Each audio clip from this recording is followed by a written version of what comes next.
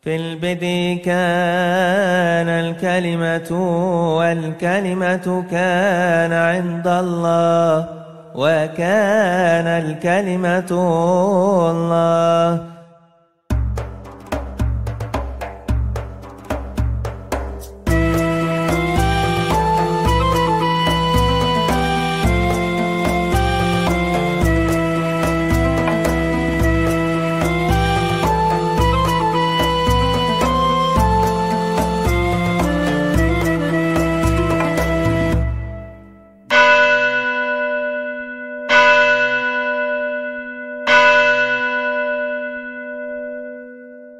Kasih dalam Tuhan.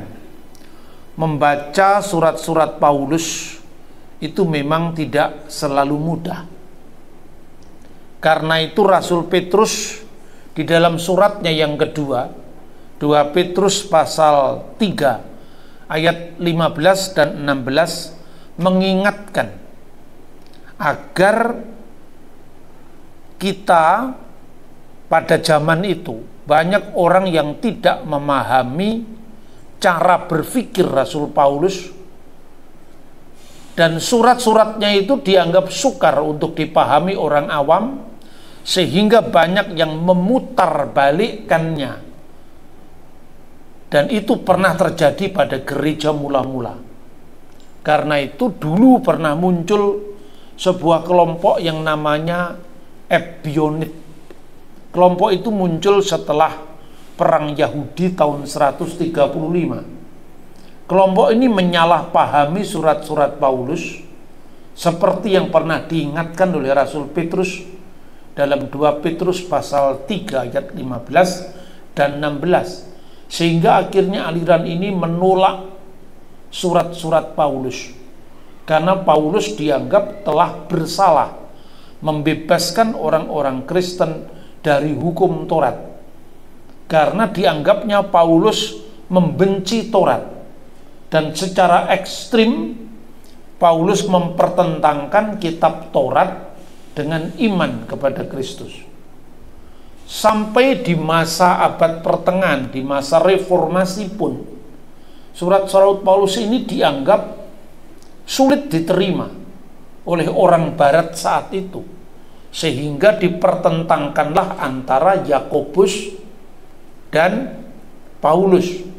Surat Yakobus yang mengatakan iman tanpa perbuatan adalah mati, pembenaran tidak hanya oleh iman tetapi juga perbuatan, dipertentangkan dengan dalil Paulus dalam surat Roma bahwa kebenaran hanya oleh iman. Padahal konteksnya surat-surat Paulus dan konteksnya di mana surat Yakobus ditulis itu berbeda. Berbeda dalam hal apa? Meskipun istilahnya sama. Karena yang dihadapi oleh Rasul Paulus dengan yang dihadapi oleh Yakobus berbeda. Rasul Paulus sedang menghadapi sebuah gerakan yang namanya legalisme Torah. Jadi apa artinya legalisme? Legalisme itu kira-kira seperti ini. Keselamatan itu didasarkan atas ketaatan kita secara legalistik terhadap hukum Taurat yang ditafsirkan secara ekstrim. Jadi kira-kira seperti ini. Taurat itu terdiri dari 2 aspek. Yang pertama larangan-larangan, dan yang kedua perintah-perintah. Lalu kaum legalis itu menganggap bahwa apabila kita memenuhi perintah-perintahnya dan kita menjauhi larangan-larangannya, kita selamat. Ini mirip gerakan kelompok ekstrim tertentu yang dinamakan kelompok fikih Islam. Jadi orang Islam itu menganggap bahwa apabila kita itu diselamatkan itu karena kita mematuhi larangan-larangan Tuhan tidak kita lakukan dan perintah-perintah Tuhan harus kita lakukan. Lalu keselamatan kita didasarkan atas semata-mata perbuatan kita, semata-mata hasil perbuatan kita. Makanya dalam doktrin ini nanti pada akhir zaman kita ditimbang amal kita. Kalau perbuatan baik kita lebih banyak daripada perbuatan jahat kita, maka kita masuk surga. Tapi apabila perbuatan jahat kita lebih banyak, ya kita masuk neraka. Jadi keselamatan manusia itu semata-mata didasarkan atas kemampuan kita dalam mematuhi hukum. Dan hukum yang dilakukan itu pun sudah direduksi menjadi perundang-undangan yang kaku. Nah, itulah yang ditolak oleh Rasul Paulus. Karena apa? Kalau keselamatan kita didasarkan atas legalisme Taurat itu, maka untuk apa Kristus mati bagi kita? Maka Rasul Paulus mengingatkan bahwa perbuatan baik itu sesungguhnya bukan semata-mata untuk keselamatan, tetapi karena kita sudah diselamatkan oleh iman kita kepada Kristus, ketergantungan kita kepada Tuhan, maka perbuatan baik itu sebagai buah keselamatan, bukan untuk keselamatan kita. Sementara surat Yakobus itu berbeda. Dia menghadapi kelompok Yahudi yang menganggap bahwa setelah orang menjadi Kristen cukup beriman, tanpa kita berbuat baik pun kita diselamatkan. Lah padahal Yesus mengatakan, kalau hidup keagamaanmu tidak lebih benar dari ahli Taurat dan orang-orang Farisi, kamu tidak dapat masuk ke dalam kerajaan surga. Jadi iman itu hasilnya adalah perbuatan baik. Lah ini mirip dengan kelompok modern yang sekarang disebut sebagai hyper grace. Jadi seolah-olah kalau kita sudah beriman langsung selamat. Dengan kata lain, ungkapannya adalah sekali selamat tetap selamat. Ya, yaitu istilah itu untuk slogan bagus, tapi bukan berarti kita hanya bergantung sekali selamat tetap selamat. Itu sama dengan orang bilang sekali merdeka tetap merdeka, tapi kita tidak punya tentara. Akhirnya apa? Akhirnya kita dijajah lagi. Ketika bangsa kita memproklamirkan kemerdekaannya, karena akhirnya ada tentaranya. Tentara itulah yang menjaga kita. Jadi tetap kerjakanlah keselamatanmu dalam takut dan gentar. Jadi ada pihak manusia, kata Rasul Paulus dalam surat Filipi pasal 2:11. Kita ini tetap mengerjakan keselamatan kita. Itulah yang disebut lahir baru. Born again itu maksudnya kita dilahirkan karena kemampuan yang diberikan Tuhan kepada kita. Nah, maka kita tidak bisa mempertentangkan antara iman dan perbuatan. Yang dihadapi Yakobus, ada yang mengatakan padaku ada iman, orang lain ada perbuatan. Tidak. Iman dan perbuatan itu pada hakikatnya satu, tidak bisa dipisahkan. Dulu saudara-saudara, Luther itu karena salah paham terhadap surat Yakobus, itu hampir dibuang surat itu, dan dia menyebutnya sebagai surat jerami. Karena apa? Keterbatasan pemahaman bahasa barat, bahasa Latin khususnya, di mana dua kata iman dan perbuatan itu dibedakan. Tapi dalam bahasa-bahasa Timur Tengah, khususnya bahasa Ibrani, iman tidak bisa dipisahkan dari perbuatan. Iman kepada Kristus berbuah perbuatan, seperti yang dinyatakan dalam surat Ibrani pasal 11. Maka Profesor Olaf Schumann adalah seorang teolog dari gereja Lutheran, pengikutnya Luther. Dia mengajar di Jerman, dan saya berbahagia karena saya pernah menjadi murid beliau. Dia mengatakan begini, ketika orang Yahudi yang berbahasa Ibrani mengatakan Tuhan mengeluarkan umat Israel, tidak berarti umat Israel itu pasif, tetapi dia berbuat. Makanya di dalam 10 perintah Tuhan itu diawali dengan kata-kata, akulah Tuhan Allahmu yang mengeluarkan engkau dari tanah Mesir, dari tempat perbudakan. Bahasa Ibraninya mengeluarkan itu Hosea. Anoki Adonai Elohecha, aku inilah Tuhan Allahmu, Asher Hoshetika, yang telah mengeluarkan engkau mi'aret Misraim, dari tanah Mesir, mibet Avadim, dari tempat perbudakan, dari rumah perbudakan.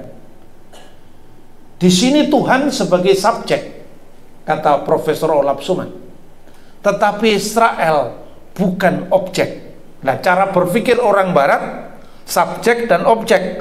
Berarti kalau Tuhan yang mengeluarkan, itu disebut subjek, Israel adalah objek pasif. Itulah yang ditolak oleh Yakobus. Tapi cara berpikir orang Israel tidak seperti itu. Tuhan adalah subjek yang mengeluarkan, Israel adalah subjek kedua. Jadi sama-sama subjeknya. Maka tetap kerjakanlah keselamatanmu dalam takut dan gentar. Bukan Tuhan yang mengerjakan kita menganggur. Kurang ajar sekali kita kalau seperti itu, kan? Jadi Tuhan menjadi subjek pertama yang memberi kemampuan. Israel adalah subjek kedua yang merealisasikan kekuatan dari Tuhan itu di dalam karya nyata, perbuatan nyata. Itulah yang disebut buah-buah roh. Ya, jadi tidak bertentangan. Apa yang dikatakan Yakobus konteksnya berbeda dengan apa yang dikatakan oleh Rasul Paulus. Jadi ketika Tuhan mengeluarkan orang Israel, Tuhan memberikan kekuatan, Tuhan memberikan pertolongan, tetapi Israel jalan sendiri. Tidak berarti Israel ini langsung diangkat Tuhan, dipindahkan ke tanah Kanaan, tidak. Tapi dengan segala dinamikanya, sampai 40 tahun Israel jalan dengan segala kekuatan yang diberikan Tuhan, tetapi di dalam takut dan gentar. Itulah yang dimaksudkan oleh Rasul Paulus dalam surat yang lain. Nah, saudara-saudara, ayat-ayat firman Tuhan ini berbicara tentang pergumulan orang-orang Galatia ketika mereka memahami apa yang dipergumulkan dalam kehidupan iman mereka sehari-hari.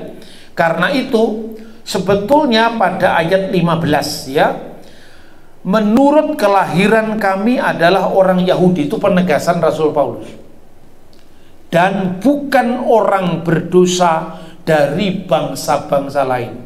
Ini artinya Paulus bukan menilai bangsa-bangsa lain itu pasti berdosa, tidak.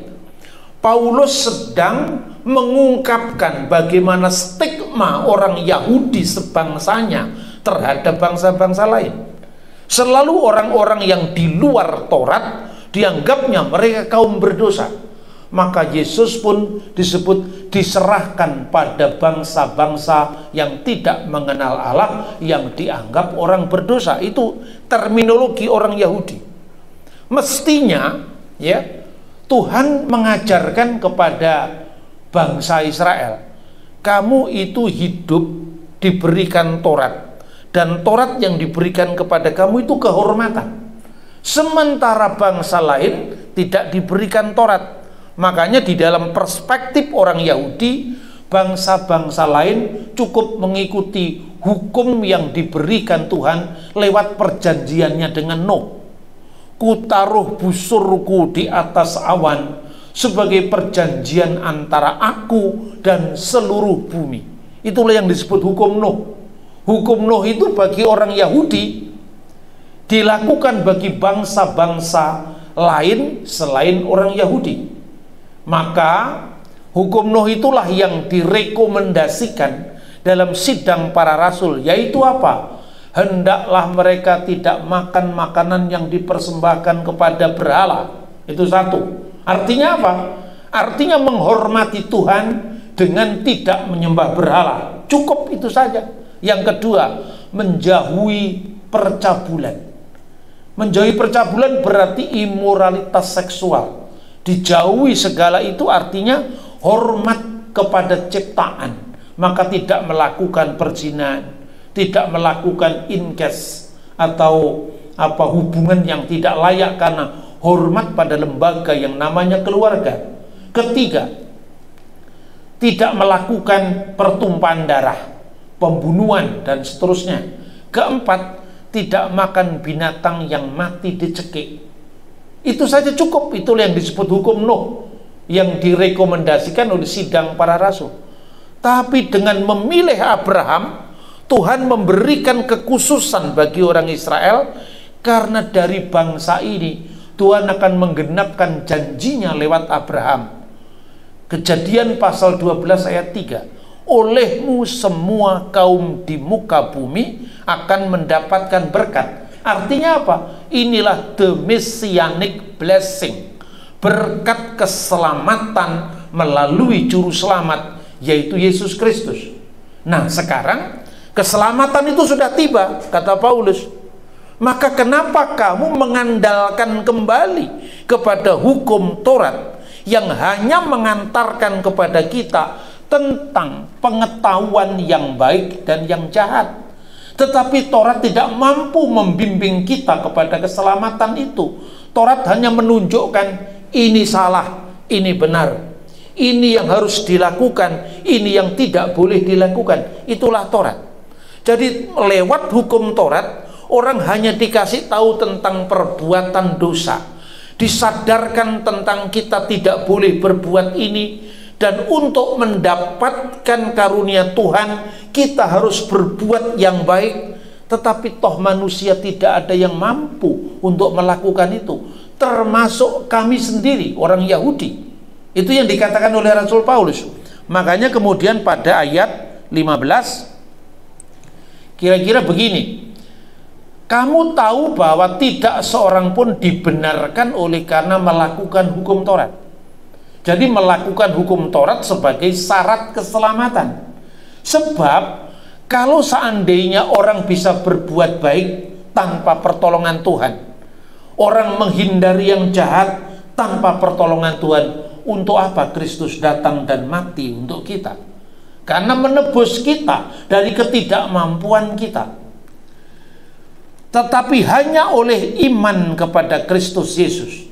Sebab itu kami pun telah percaya kepada Kristus Yesus, supaya kami dibenarkan oleh karena iman dalam Kristus, dan bukan oleh karena melakukan hukum Taurat secara legalistik. Jadi bukan Tauratnya yang salah, tetapi menafsirkan Taurat secara salah sebagai jaminan keselamatan. Itulah yang oleh Paulus dikatakan bertentangan dengan karya Kristus sendiri. Lalu Rasul Paulus mengutip Mazmur. Mazmur yang dikutip itu Mazmur 143 ayat 2. Ya Tuhan, jangan berperkara dengan aku, karena tidak seorang pun bisa dibenarkan karena itu. Jadi pemazmur sendiri menyadari, Tuhan, jangan engkau menuntut karena hukummu yang terlalu keras terhadap kami. Siapa yang mampu berbuat baik? Maka Rasul Paulus mengutip itu dengan mengatakan bahwa tidak seorang pun bisa melakukan hukum Tuhan dengan sempurna dengan kekuatan kita sendiri. Lalu ayat 17. Tetapi jika dalam usaha untuk dinyatakan benar oleh Allah melalui Kristus itu, ternyata kita masih kedapatan juga berbuat salah, apakah dengan demikian Kristus itu adalah salah? Tidak. Maka dikatakan itu karena kita tidak benar-benar mengandalkan Kristus dalam hidup kita. Jadi kira-kira Rasul Paulus mau mengatakan seperti ini. Dia mau tunjukkan sebuah perbandingan. Perbandingan itu kira-kira seperti ini. Kalau kamu menuduh bangsa lain sebagai orang berdosa hanya karena mereka di luar hukum Taurat. Kita kan selalu mengatakan orang Yahudi, ke bangsa yang tidak bersunat, itu bangsa yang berdosa hanya karena mereka tidak mengenal hukum Taurat. Sebaliknya saya yang Yahudi, kami yang Yahudi, kata Paulus, seandainya toh kami tidak bisa melakukan Kristus itu, hukum Kristus bagi saya, apakah saya berarti harus mengatakan Kristuslah yang salah? Kan tidak. Itu karena kami tidak benar-benar di dalam Kristus, maka kami gagal. Jadi janganlah kamu menilai orang lain yang bukan Yahudi berdosa gara-gara mereka tidak mengenal Taurat.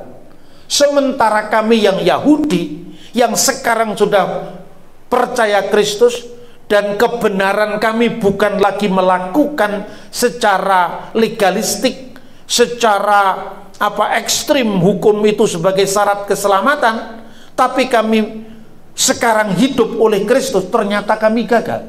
Apakah Kristus yang salah sebagai sumber kesalahan? Tidak. Tetapi kita yang tidak benar-benar hidup dan menghidupi diri kita dari hukum Kristus, ketergantungan kita kepada Sang Kristus. Nah itu saudara-saudara, makanya kemudian pada ayat berikutnya, kalau dikatakan orang Yahudi, ya, maka jika dalam usaha untuk dinyatakan benar, kira-kira seperti itu. Jadi dalam usaha kita dinyatakan benar karena kita mengikuti Kristus, ternyata kita masih berdosa, berarti bukan Kristus yang salah, berarti kita tidak benar-benar mengandalkan Sang Kristus karena kita tidak menghidupi iman kita dari Kristus itu. Lalu Rasul Paulus mengatakan pada ayat 18, karena jikalau aku membangun kembali apa yang telah kurombak, aku menyatakan diriku sebagai pelanggar Taurat. Jadi yang dimaksudkan Paulus itu, jangan memahami hukum Taurat sebagai undang-undang yang menyelamatkan kita. Undang-undang itu kan hanya menunjukkan kita benar atau kita salah. Misalnya, kalau seorang selamat hanya karena melakukan perbuatan baik, padahal undang-undang itu hanya menyatakan ini tidak boleh, ini boleh. Apa bedanya di negara komunis? Negara komunis kan tidak mengenal pemahaman tentang Tuhan, tetapi sadar kan kalau orang baik diberi pahala, diberi tanda jasa, sementara orang jahat juga dipenjara. Jadi kalau sekedar hukum yang menyadarkan kita tentang mana yang baik, mana yang jahat, apa bedanya dengan negara komunis? Toh di negara komunis yang tidak mengagungkan Tuhan sekalipun, orang baik mendapatkan hadiah dari negara, mendapatkan reward dari pemerintah. Orang jahat harus masuk penjara. Berarti kalau sekedar kesadaran itu, apakah itu menyelamatkan engkau? Tidak. Yang menyelamatkan engkau adalah Tuhan dalam Sang Kristus yang akhirnya memampukan kita untuk berbuat baik, sehingga perbuatan baik itu bukan hal yang ditonjol-tonjolkan sebagai prestasi manusia, tetapi sebagai buah iman kita kepada Sang Kristus. Jadi kalau agama-agama itu mencari keselamatan dengan mengandalkan perbuatan baik, maka iman Kristen mengandalkan keselamatan yang sudah dijaminkan kepada kita lewat Sang Kristus dan buahnya perbuatan baik. Jadi kita berbuat baik bukan untuk keselamatan, tetapi kita berbuat baik sebagai buah keselamatan. Jadi untuk mengkomunikasikan hal ini kepada orang di luar kita kan tidak mudah. Maka kalau saya katakan, kalau gitu Pak, berarti tidak ada jaminan untuk orang lain masuk surga. Dan saya bilang, ya kamu kan bukan orang Kristen. Karena itu ya saya tidak bisa mengadili keselamatan kamu dari ukuran saya, yang kamu tidak percaya. Nah terus gimana? Kami bisa masuk surga apa tidak? Coba kalau Anda jawab, tidak bisa, kamu dilempari batu sama dia. Saya bilang, itu tergantung nanti hasil timbangan. Kan kamu percaya bahwa keselamatan ditimbang dulu. Oh gitu ya Pak? Iya. Nanti tunggu timbangan dulu. Jadi orang nanya kepada saya selamat apa enggak? Kalau saya katakan, kamu tidak selamat masuk neraka, itu kan dianggap sombong. Maka saya bilang, ya tergantung nanti hasil timbangan. Kan memang dalam ajaran agama lain kan keselamatan itu ditimbang dulu ya. Kalau perbuatan baiknya lebih banyak, ya insya Allah masuk surga. Kalau perbuatan jahatnya lebih banyak, ya masuk neraka. Ya sudah, nunggu hasil timbangan saja. Wah, berarti tidak ada kepastian lah. Makanya supaya ada kepastian harus ada jaminan dari Tuhan. Itulah iman Kristen. Intinya simpelnya gini, iman Kristen itu mengajarkan kita rendah hati, ya, bahwa kita tidak mungkin menyelamatkan diri kita dengan kemampuan kita. Maka kita mengandalkan Tuhan yang sudah menolong kita, lalu berdasarkan kemampuan yang Tuhan berikan kepada kita, kita dimampukan berbuat baik. Simpelnya seperti itu. Maka seperti orang Israel tadi, akulah yang telah mengeluarkan engkau. Itu kemampuan yang Tuhan berikan. Tapi Israel disuruh jalan dengan kekuatan dari Tuhan tadi, merealisasikan keselamatan sampai dia datang ke tanah Kanaan. Nah, saudara-saudara, maka kemudian ayat ini termasuk ayat yang saya kira cukup sulit ya untuk dipahami dengan letter lagi. Karena ya ini teks ini ya, ayat berapa ini? Ayat 19. Karena aku telah mati oleh hukum Taurat untuk hukum Taurat, supaya aku hidup untuk Allah. Aku telah disalibkan dengan Kristus. Apa artinya? Aku telah mati oleh hukum Taurat untuk hukum Taurat. Ini kalau dipahami orang awam, ini maksudnya apa sih Paulus ini? Aku telah mati oleh hukum Taurat untuk hukum Taurat. Itu bahasa aslinya, saudara-saudara, begini. Jadi bahasa aslinya ego gardia nomo apetanon. Jadi kata nomo itu 2 kali muncul di nomos. Nomos itu hukum artinya. Nah, nomos itu maknanya bisa berarti hukum Torah, bisa berarti tafsir-tafsir yang keras terhadap hukum Taurat. Jadi yang dibatalkan itu adalah pemahaman yang keliru terhadap hukum Taurat. Maka kalau orang yang tidak paham nanti mempertentangkan Yesus dengan Rasul Paulus. Karena Paulus seolah-olah membatalkan Taurat. Lah Yesus mengatakan apa? Jangan kamu sangka aku datang untuk membatalkan Taurat dan kitab, meniadakan Taurat dan kitab para nabi. Sesungguhnya tidak satu iota pun, satu titik pun dari hukum Taurat itu dibatalkan sebelum semuanya terjadi. Bahkan yang paling kecil pun dari hukum Taurat itu harus digenapi, kata Tuhan Yesus. Wah, berarti Matius pasal 5 ayat 17 bertentangan dengan apa yang dikatakan Rasul Paulus. Bukan seperti itu. Makanya teks ini artinya,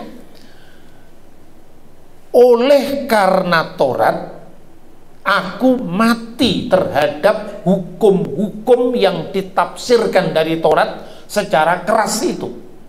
Jadi kalau istilah hukum, saudara-saudara, ada yang namanya reh. Reh itu bahasa Belanda artinya norma-norma hukum. Tapi juga ada yang namanya wet. Wet itu code, perundang-undangan. Lah perundang-undangan itu ditafsirkan dari hukum yang tinggi tadi. Satu contoh misalnya,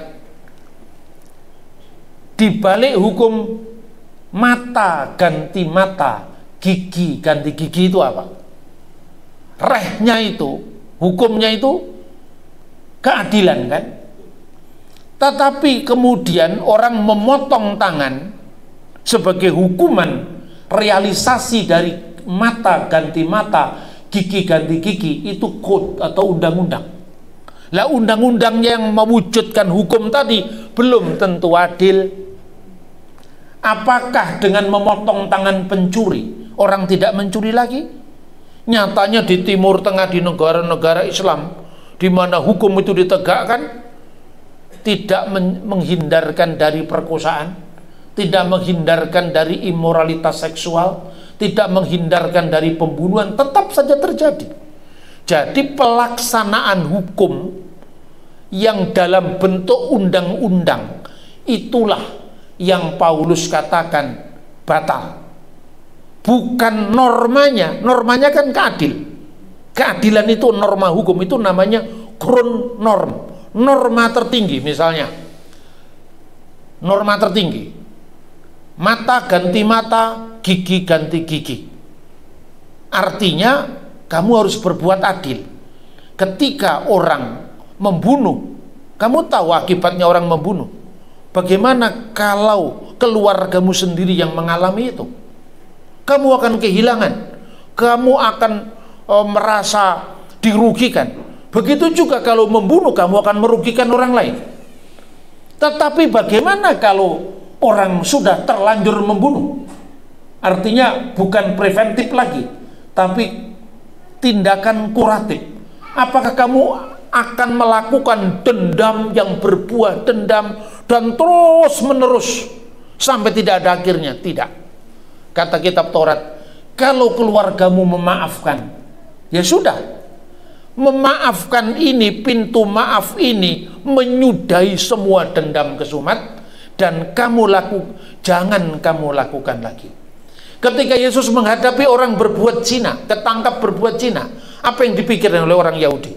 Orang ini harus dirajam batu, orang ini harus dilempari sampai mati. Tapi Yesus mengatakan apa? Ini sudah terjadi. Orang ini menyadari salahnya, orang ini menyadari dosanya, dia sudah menanggung malu akibat dari perbuatannya. Undang-undang dilakukan, harus dirajam sampai mati, kan gitu kan? Tapi Yesus mengatakan, siapa yang merasa tidak berdosa dulu, lemparkanlah batu yang pertama. Tidak ada seorang pun yang berani melakukan itu. Karena apa? Dia pikirannya sedang berdosa. Mungkin saja lihat perempuan itu, lalu mereka pergi meninggalkan Yesus. Inilah yang dinamakan norma tertinggi. Jadi bukan hukuman straf atau yang disebut dengan undang-undang yang saklek, undang-undang yang legalis, tetapi adalah pintu maaf dari Tuhan. Dan Kristus telah menyelesaikan itu dengan salibnya.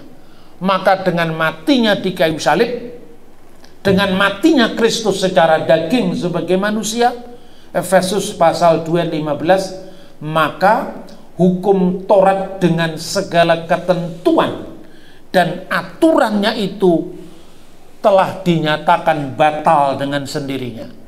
Telah batal itu bukan Tauratnya yang batal, tapi dengan sendirinya batal karena hukum tidak mampu lagi. Maka di atas segala ketidakmampuan kita itu ada kekuatan tangan Tuhan yang sangat perkasa yang memampukan kita untuk berbuat baik. Jadi artinya keselamatan kita tidak mengandalkan kemampuan kita sehingga kita bermegah, kita sombong, lalu kita katakan orang yang berdosa ini harus dirajam batu, atau bangsa-bangsa lain yang tidak mengenal Taurat itu bangsa-bangsa yang berdosa, seperti ayat 15. Kalau dilihat, saya ini kan lahir orang Yahudi, katanya katanya Rasul Paulus, dan bukan bangsa lain yang berdosa. Hataim min goyim. Hataim itu orang-orang berdosa, min hagoyim, dari bangsa-bangsa lain. Maka sekarang jangan lagi memandang orang lain sebagai para pendosa hanya karena mereka tidak melakukan Taurat. Kita yang Yahudi yang melakukan Taurat pun gagal, apalagi mereka yang tidak mengenal Taurat. Karena itu harapan kita adalah satu-satunya Tuhan yang memberikan kita kekuatan untuk melakukan yang baik. Bagi yang Yahudi yang sudah dikasih tahu tentang Taurat, orang tidak mampu melakukan Taurat, andalkanlah Tuhan supaya kita bisa melakukan mana yang baik, menghindari mana yang jahat. Bagi mereka yang bukan Yahudi, Yahudi seperti kita, kata Paulus, tidak usah kita menghakimi mereka. karena mereka langsung dibimbing oleh Sang Kristus. Karena pengenalan kepada Sang Kristus bukan sekedar mengenal Kristus itu Tuhan, bukan sekedar mengenal Kristus itu jalan keselamatan, tetapi kita menghidupi diri kita dari pengandalan kita kepada Sang Kristus, maka Kristus memampukan kita.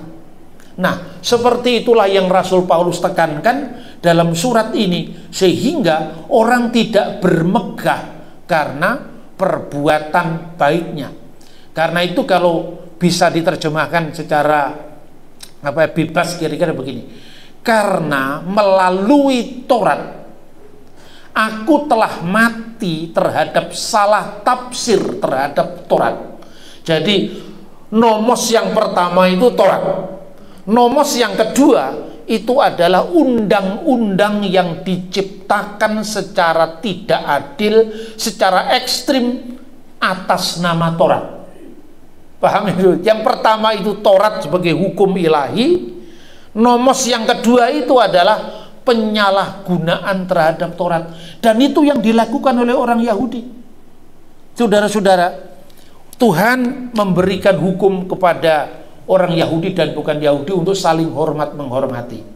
Orang Yahudi hormati yang bukan Yahudi. Tetapi apa yang dilakukan orang Yahudi? Dia membangun dinding pemisah. Dan itulah yang dirobohkan ketika Kristus mati. Dinding pemisah itu baru-baru ini disiarkan ya. Itu namanya dinding pemisah itu sorek. Itu di Bait Allah pada zaman Tuhan Yesus. Itu antara pelataran untuk orang Yahudi dan pelataran untuk orang bukan Yahudi itu dipisahkan dengan dinding. Dinding itu namanya soreh. Lalu di dinding itu ditulis dalam bahasa Yunani dan bahasa Latin. Dan itu prasastinya ditemukan tahun 1890-an. Sudah lama ditemukan, tapi baru-baru ini diekspos kembali. Soreh atau Mekitzah. Itu tertulis begini: orang-orang bukan Yahudi tidak boleh melewati dinding ini di daerah orang Yahudi. Siapapun yang melanggar garis batas ini, siapapun yang melanggar dinding pemisah ini, dia bertanggung jawab atas kematiannya sendiri. Jadi orang bukan Yahudi sampai dia berani masuk melewati dinding itu, dilempari sampai mati. Apa kira-kira Tuhan menyuruh kepada orang Israel membuat penegasan seperti itu? Dan semuanya itu atas nama Taurat, semuanya itu atas nama hukum Taurat. Tapi yang terjadi kebencian demi kebencian terhadap orang bukan Yahudi. Makanya Paulus mengatakan, saya ini lahir sebagai Yahudi dan bukan para pendosa dari bangsa lain, dan bukan yang kamu anggap pendosa dari bangsa lain. Tetapi nyatanya sebagai orang Yahudi pun kita tidak bisa melakukan hukum Taurat itu secara sempurna. Karena itu andalkanlah Kristus sebagai satu-satunya jalan keselamatan, bukan karena pengandalan perbuatan baik, karena kemampuan dan kesombongan kita. Lihat, bukankah bangsa kita telah menciptakan dinding pemisah yang melahirkan perseteruan, melahirkan kebencian terhadap bangsa lain? Kita coba baca, bandingkan apa yang dikatakan Rasul Paulus ini dengan surat Efesus pasal 2 ayat 14-15. Karena dialah damai sejahtera kita yang telah mempersatukan kedua belah pihak, maksudnya Yahudi dan bukan Yahudi, yang telah mempersatukan kedua pihak dan telah merobohkan tembok pemisah, yaitu perseteruan. Tembok pemisah itulah yang baru-baru ini diekspos sebagai dinding yang memisahkan di pelataran orang Yahudi dan bukan Yahudi. Ayat 15. Sebab dengan matinya sebagai manusia, ia telah membatalkan hukum Taurat dengan segala perintah dan ketentuannya untuk menciptakan keduanya menjadi satu manusia baru di dalam dirinya, dan dengan itu mengadakan damai sejahtera. Ayat 16, dan untuk mendamaikan keduanya di dalam satu tubuh dengan Allah oleh salib, dengan melenyapkan perseteruan pada salib itu. Jadi pembagian Yahudi dan bukan Yahudi yang semestinya untuk damai sejahtera, nyatanya malah menimbulkan perseteruan akibat tembok pemisah yang dibangun orang Yahudi tadi. Akibatnya Yahudi membenci orang bukan Yahudi, yang bukan Yahudi pun menganggap di dunia ini tidak ada manusia aneh yang fanatiknya seperti orang Yahudi. Makanya orang Roma nganggap orang Yahudi itu bangsa yang paling aneh waktu itu. Makanya ketika Kristus wafat, apa yang terjadi? Tirai bait Allah terbelah menjadi dua. Dinding pemisah antara Yahudi dan bukan Yahudi telah dirobohkan oleh salibnya. Dan setelah itu Yahudi dan bukan Yahudi dipersatukan di dalam Sang Kristus. Tidak ada kebencian di sana, tidak ada yang merasa sok paling suci, sehingga mereka yang memasuki wilayah mereka harus dirajam batu. Tetapi semua didamaikan oleh karena Kristus Yesus. Melalui Taurat, maka aku telah mati bagi hukum-hukum yang tidak manusiawi yang dibangun berdasarkan hukum Taurat. Itulah yang dimaksud oleh Rasul Paulus. Jadi mati oleh Taurat karena Taurat. Itu karena Taurat yang benar, hukum ilahi itu telah menyadarkan kepada kita berkat pewahyuan Sang Kristus yang telah mati untuk kita, karena puncak segala hukum itu cinta kasih. Tidak ada yang lebih besar daripada kasih, dan kasih itu dinyatakan Kristus telah menghapus kebencian dengan menyerahkan dirinya di kayu salib. Dan akibatnya apa? Tidak ada lagi bedanya Yahudi dan bukan Yahudi.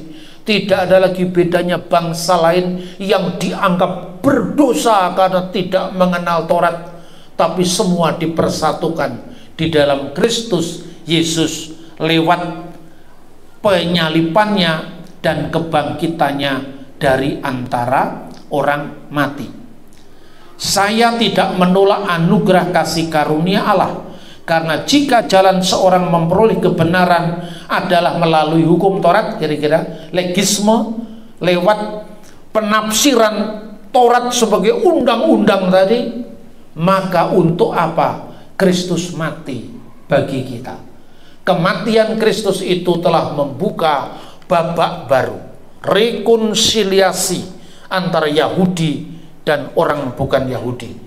Di antara keduanya tidak ada lagi tembok pemisah, tidak ada lagi kebencian yang memisahkan kita, tetapi saling kasih mengasihi, Yahudi dan bukan Yahudi, bangsa-bangsa di mata Kristus adalah sama, umat Allah dan umat tebusannya, karena salib Kristus yang membebaskan kita dari dosa, dari kebencian, dari perseteruan, dan dari tembok pemisah, sehingga tembok itu telah dirobohkan karena kematian Kristus di kayu salib. Kiranya apa yang kita pelajari dari surat Galatia yang cukup sulit ini, kita bisa paham dengan bahasa yang lebih sederhana, bahwa keselamatan kita tidak tergantung karena kemampuan kita yang saklek menggenapi rincian hukum-hukum itu yang malah memenjara kita, tetapi karena Kristus yang membebaskan kita. Tidak mengandalkan perbuatan baik sebagai upaya kesombongan kita untuk selamat karena kemampuan sendiri, tetapi mengandalkan Kristus yang memberikan kemampuan kepada kita untuk berbuat baik dan mengerjakan keselamatan kita dalam takut karena jangan-jangan saya gagal, dalam gentar karena kita berada di dalam kasih Kristus yang satu yang menilai kita layak atau tidak layak. Tetapi karena salibnya, kita orang-orang berdosa dilayakkan untuk menerima anugerah, bukan karena kemampuan kita, tapi Tuhan yang memampukan kita untuk berbuat baik sesuai dengan norma-norma Taurat yang diberikan kepada kita. Amin.